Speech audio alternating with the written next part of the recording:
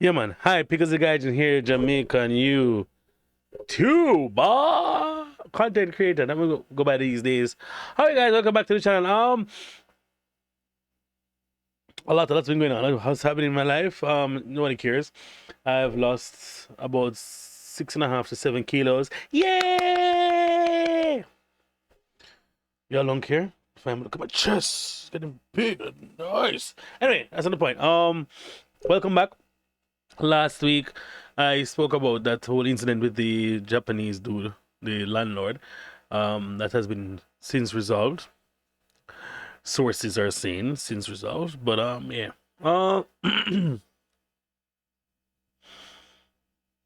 I'm actually really busy this time. I'm going to Jamaica pretty soon. So I'll be busy for the next couple of weekends.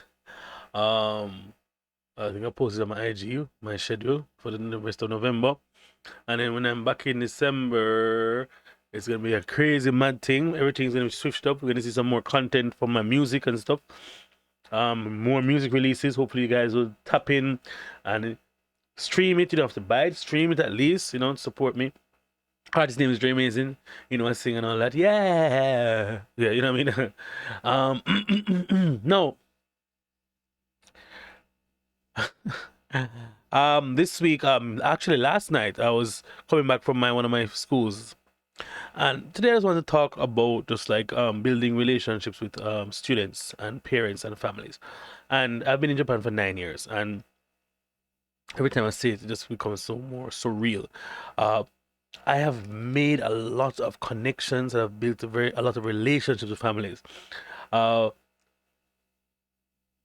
for me, teaching English in Japan, it wasn't about the culture or thing. It was about money initially. That was my goal, to get some money, and then I became attached to the children and families and stuff. It was hard for me even to leave Toyota to come to Chiba. One of the reasons being that after the first year, it's okay, I'm gonna leave next year, and the kids and the parents took to me, invited me to festivals. We some friends of parents tried to set me up with other parents. It was a whole experience living in Toyota, and I made some real lifelong friends and persons that I will never forget, uh, ever. And it was really difficult to leave Toyota because I basically built. I was people used to call me the mayor, or the second mayor, because my Brazilian friend Paulo was actually the mayor. He was everybody in Toyota knew him, and I was a close second behind him. To a point where I would go to the local bar and get the big drink for the low drink price. You know what I mean? Or get sometimes, you know, eventually on get free drinks and stuff like that. But I mean, that's what happens when you're in regular places and you build a good rapport with the managers and the staff. So things like that. Just being nice, a decent human being. It is pleasant, and I've had a lot of pleasant experiences in Japan. Hence why I'm still here. However, persons feel that I hate Japan, and I've never said that. I dislike some of the things that don't make sense, generally speaking, even if it's a cultural thing. A lot of things are happening in Japan that people don't want to talk about because it's nuts, because of the gaman culture, which is where you basically grin and bear it and go through displeasantries for the greater good of the the public or the masses, and that's fine. And I guess some good have to suffer the bad, as I learned growing up as a child in Jamaica. But what has brought me through all these experiences was my upbringing by my parents, Christian upbringing, um, and the fact that I was exposed to a lot of different people at a very young age. I interacted with a lot of people from different walks of life, different ethnicities, different social strata, etc., etc. Very intelligent people to very so persons that who society would deem as intelligent, the very affluent persons in society to the persons who were not seen as people to be considered by other people, you know what I mean? So I was really exposed to a lot of things, and what I learned was treat everybody with respect and make sure you keep them, giving them their that's integrity, decency, and give them pride. Everybody has their pride. Treat them properly. You know what I mean? I'm very big on those sort of things. How I look at how people treat service people, teachers, persons who are less fortunate than themselves. I look at that a lot to actually view a person's character and what type of person you really are. And I say this to say that people come to Japan a lot of times to reinvent themselves, to explore, possibilities and to discover their individuality or whatever, to explore their ideas and myths and whatever about this country. For me, it was more about just getting money and also declaring my independence and saying that I could actually survive on my own and make my own money and make my own decisions and that sort of thing. That was a kind of thing underneath it all after the money. But the thing with you never bank on, especially when you start to teach, is the connections that you make with children and the influence they may have on your lives. A lot of the Japanese I learned initially was from children and my interactions with them. A lot of the let's say not savory words or words that are used derogatorily or could be obscene, I learned from children. And in the Bible it says a child will lead them. And the children actually lead a lot of the decisions that we make. A lot of people make decisions because of their children and wanting better for their children.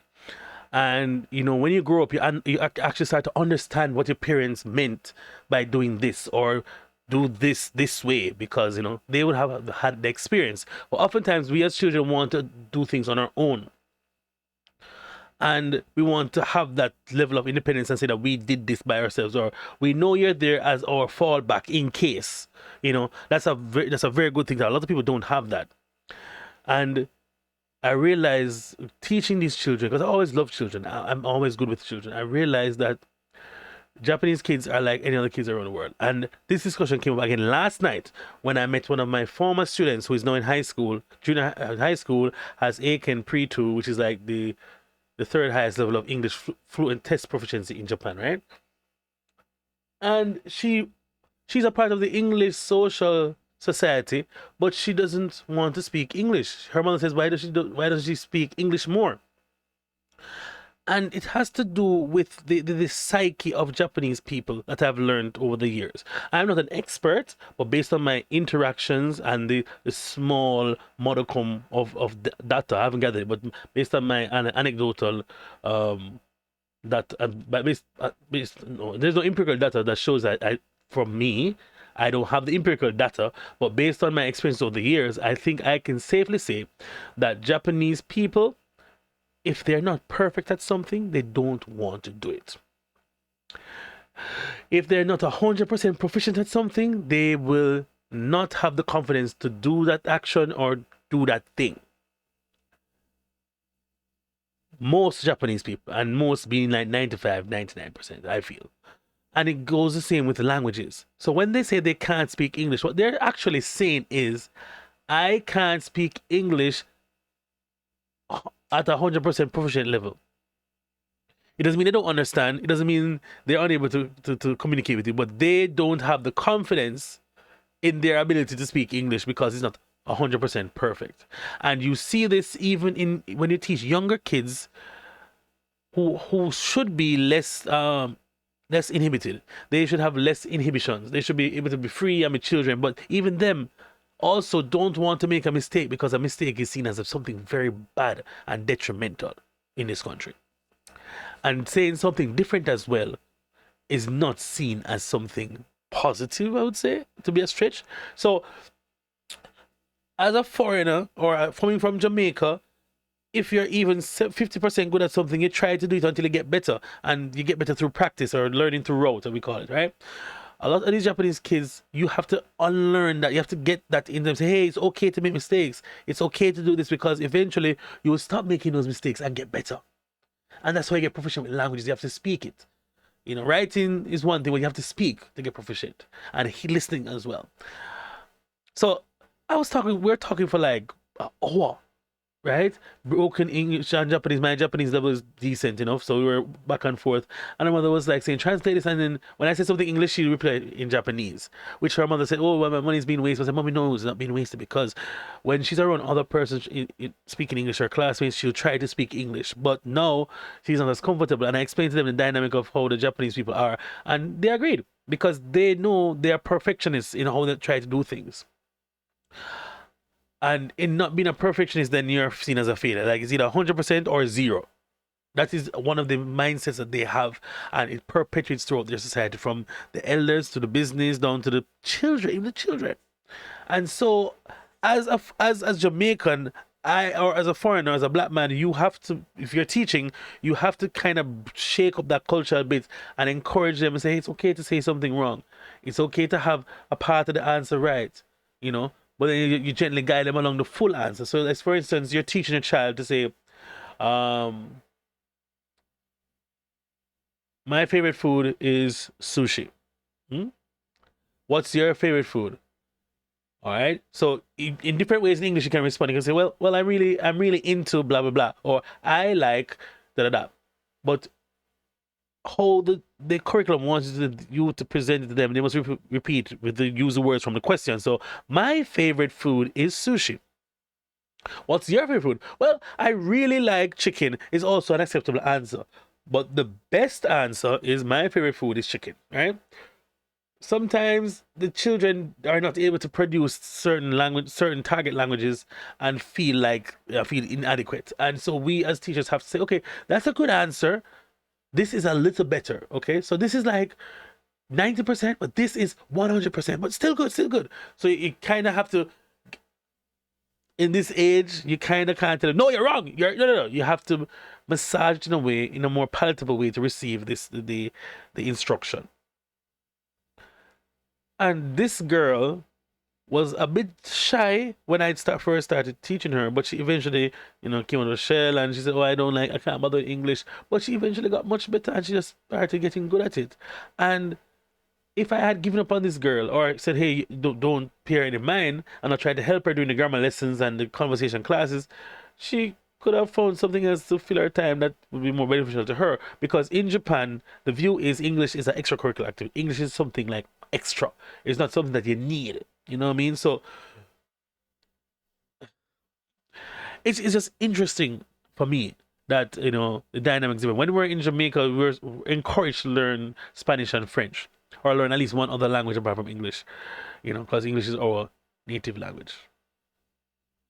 But I have found that the schools I've been at for 4 years, and between 3 to 4 years, the relationship with the parents, especially the mothers, because the mothers actually are the ones that usually I find dropping off the kids and taking them home. Because most of them in the city that I live in, most of the mothers either are more flexible with their job in terms of they either stay at home wives, or they're like a hairdresser, or they cook, or they do some part time job. So they usually handle picking up and dropping off the kids. So I end up having conversations with them, and I miss those parents down at the school that I used to be here in my city. I really miss them, because even when my Japanese was absolute garbage, they tried their best to communicate with me, and we would talk for a whole long after the lesson, just talking about random rubbish, and then talking about Jamaica, and then talking about Japanese culture. And I learned a lot from them as well. And I cherish those ones, because it's not only about the money in these jobs, it's about the impact you may have.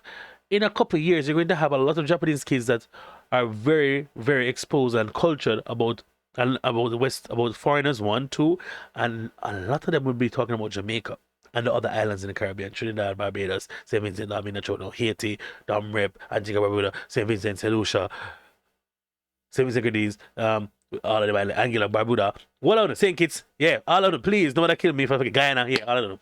Jesus Christ, all of them. That Cayman, Jesus, Turks and Caicos, oh, Guadeloupe, Martinique, oh, right, all of them, yeah. Because we would have had an influence and would have taught some of our kids English and spoken about our islands. So yes, I find that relationships are very important. Building quality relationships with parents, students, and it's really something that helps you as well to manage a class. Because imagine, the parents know your style and know that you're a good teacher. So when the students say something like, "Oh, we didn't do this today," or "We never did this," because kids are kids, and kids will say things to cover their booties as well. I said, "No, but Andre always does this. So what are you talking about? Andre's a good teacher," or "Andre, God damn it, that's my name." Anyway, whatever, I don't care. Yeah, Andre does this and that. So it's really, it is what it is. You know what I mean? Andre does it. Andre does this. Andre cares about you. So he would never try to do that to you. And it has saved me many times when I've gotten angry at students, angry at their behavior, not at them. "Hey, I don't like that you did that. Okay? Don't do that again.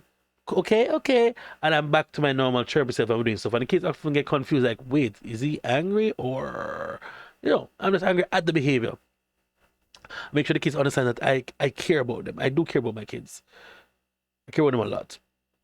And so at one point, I'm not gonna lie, I started to kind of like, that little malaise, that stagnancy, there's like stagnation, there's being stagnant. And then I don't know what happened. Something just clicked to me like last year and a half, and I've been back on my ones and twosies, with that. And I really appreciate the wonderful experience because kids have said, "Hey, Andre." When I was leaving Toyota, I'm going to do a video about the letters. I still have the letters that they wrote from Toyota. I can't throw them away because those kids really, really, really meant a lot to me.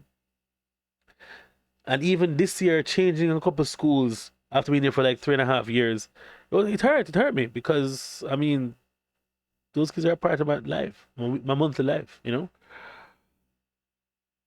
So it's not all doom and gloom in the Eikaiwas, okay? People in Japan generally, foreigners in Japan generally don't like how the company does stuff, but they really care about the kids. They really, really care about the kids.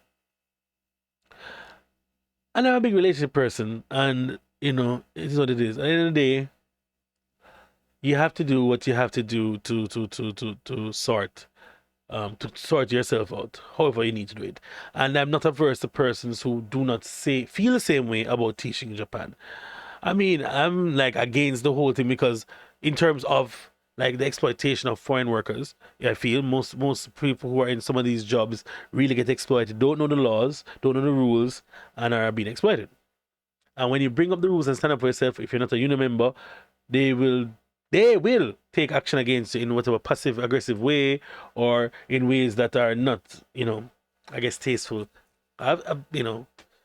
Even with the whole COVID thing, guys, it was a whirlwind between the labor laws and the union and the companies. A lot of persons were I'm going to say no right robbed of their compensation that they should have received. Or were told, hey, it doesn't make any sense to do it this way because blah blah blah, and this is the best way, when actually it wasn't.